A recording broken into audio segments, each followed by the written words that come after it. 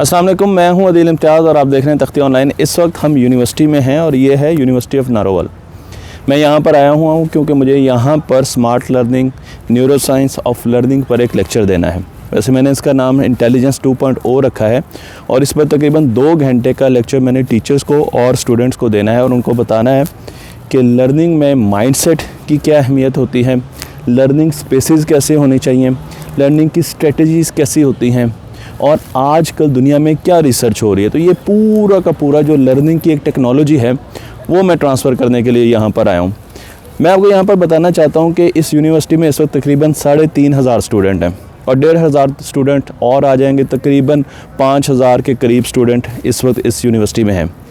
अमूमन हम ये कहते हैं कि हम अपने बच्चों को होम स्कूलिंग कराएंगे और हम अपने बच्चों को घरों में रहकर पढ़ाएंगे, लेकिन मैं इस चीज़ के शदीद ख़िलाफ़ हूँ और उसकी वजह साइंस से ही आती है।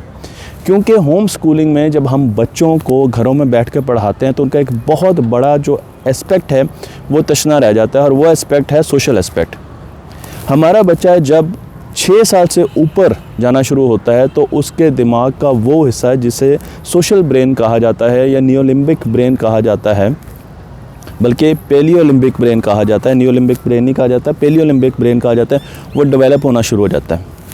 ये वो ब्रेन है जो कि ग्रुप सर्वाइवल के लिए काम करता है, यानी अब उसने ग्रुप्स में रहना है, अब उसने सोशल होना है, बाहर दोस्त बनाने हैं, लोगों के साथ मिलना है और इसी तरीके से उसका ब्रेन डेवलप होगा। उसके ब्रेन ने दूसरों से सीखना है। उसके साथ साथ जब बच्चा बाहर निकलता है तो सोशल होता है तो उसके दिमाग में एक केमिकल प्रोड्यूस होता है जिसे ऑक्सीटोसिन कहा जाता है। ऑक्सीटोसिन लव केमिकल होता है। इसका मतलब यह है कि जब वो दोस्तों में बैठता है, वो लोगों से एक्नॉलेजमेंट हासिल करता है, वो सोशल होता है, ग्रुप्स में रहता है, तो उसके दिमाग में एक ऐसा स्प्रे होता है कि उसका दिमाग आहिस्ता आहिस्ता डेवलप करता है। जब हम होम लर्निंग की बात करते हैं या बच्चों के आइसोलेशन की बात करते हैं तो 6,000 बच्चा, 5,000 बच्चा इस यूनिवर्सिटी में पढ़ रहा है। उन 5,000 बच्चों में चले 500 बच्चों से अगर उसका इंटरेक्शन होना था तो वो इंटरेक्शन मिस हो जाता है।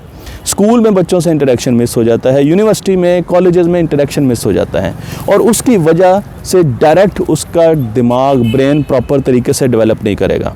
इसलिए आपको बहुत से ऐसे लोग मिलेंगे, कंपनीज मिलेंगी जो आपको कहेंगे घर में बैठ के बच्चों को पढ़ाएं, लेकिन बच्चे ने अगर अपनी ज़िंदगी में जाना है, अपनी रियलिस्टिक लाइफ में जाना है तो उसने यहाँ पर दोस्तियाँ करनी है, तोड़नी है, लड़ना है, झगड़ना है।